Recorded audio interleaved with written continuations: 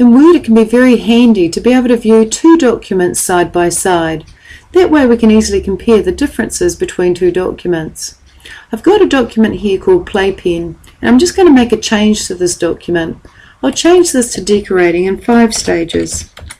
And I'll save this document as Playpen 5.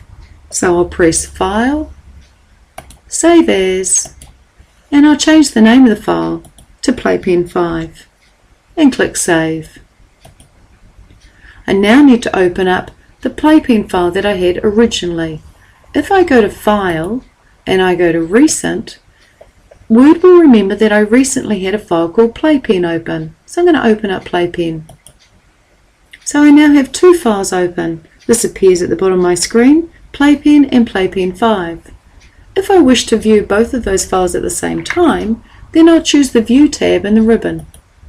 If I then click the View Side by Side button, I'll be able to view these documents side by side. Here's my original Playpen file with decorating in 3 stages, and here's my Playpen 5 file with decorating in 5 stages. As I scroll down, the scrolling is synchronized, and this way I can easily compare 2 documents. If I click View in the ribbon, I'm able to turn off the synchronized scrolling. In the Windows group, you have a number of buttons, and if I was to click this button, Synchronized Scrolling, I'll turn off the synchronized scrolling. Now as I scroll down, I'm only scrolling through this document and not both of them at the same time. If I want to turn the synchronized scrolling back on, from the View tab in the ribbon, I'll hit the Synchronized Scrolling button, and I'm back to scrolling both documents at the same time. What I'd like to do now is show you how to split a document so that you see 2 parts of the same document at the same time and not 2 different documents at the same time. I'm going to close Playpen 5 by hitting the X in the top right corner. And now I'm back to seeing just Playpen. If I wish to split my document, from the View tab in the ribbon, I'll click the Split button. This has now appeared, and as I move my mouse up and down, you can see this border moves. If I wish to click, that's where the split will occur.